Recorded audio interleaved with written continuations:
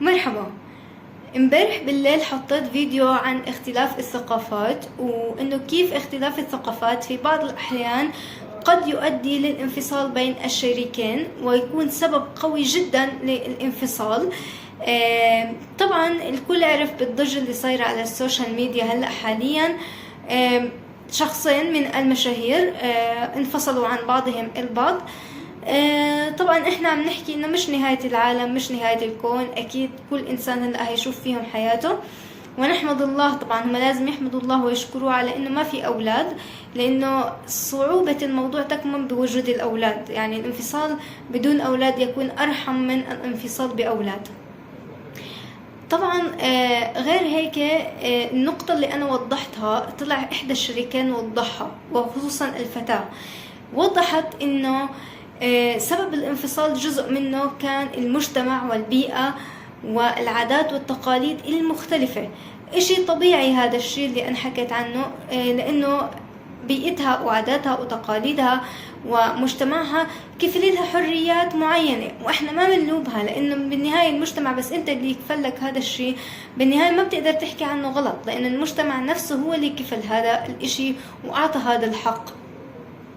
فبالنهاية هي لما اجت على بيئة صعبة، ومن أصعب البيئات في نحكي في المملكة الأردنية الهاشمية صدقا.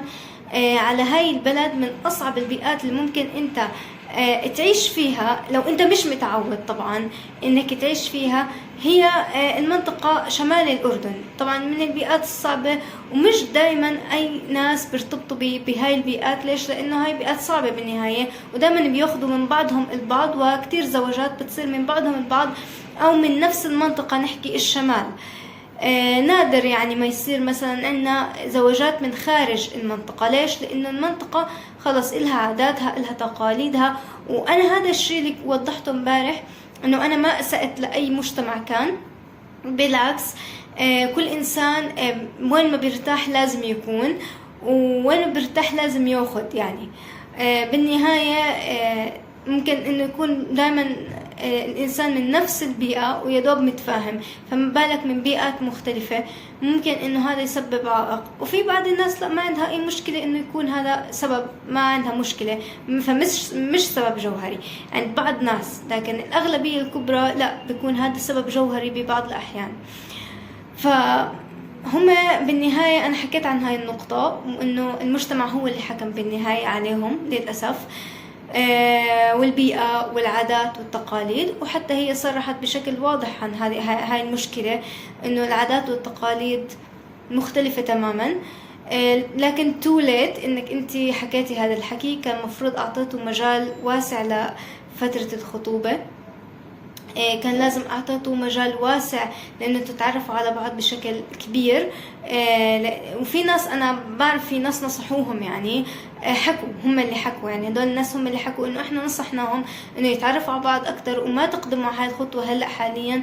لكن وناس حكوا له أنت صغير في العمر فعليا معهم حق، كانوا إنه لا، ما تقدم.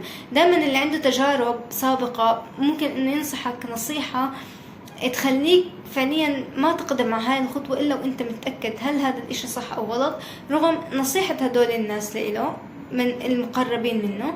لكن أبدا ما رد، والنهاية تزوجوا. وهي مر على القصة أشهر، قرابة السنة بده يصير، فصار الطلاق. أكيد ما هيكمل، لأنه في اختلاف واضح، اختلاف عميق كمان. يعني أنا بحس إنه البلاد اللي بأفريقيا عاداتها وتقاليدها مختلفة عنا تماما. فلما الإنسان بده ياخد من هديك البلاد بده فعليا يفكر مليون ألف مرة لما يقدم على هاي الخطوة، أو هو بده ياخد من عنا وإحنا ناخد من عندهم. فمش إشي سهل، وبالنهاية الله يوفقهم بحياتهم.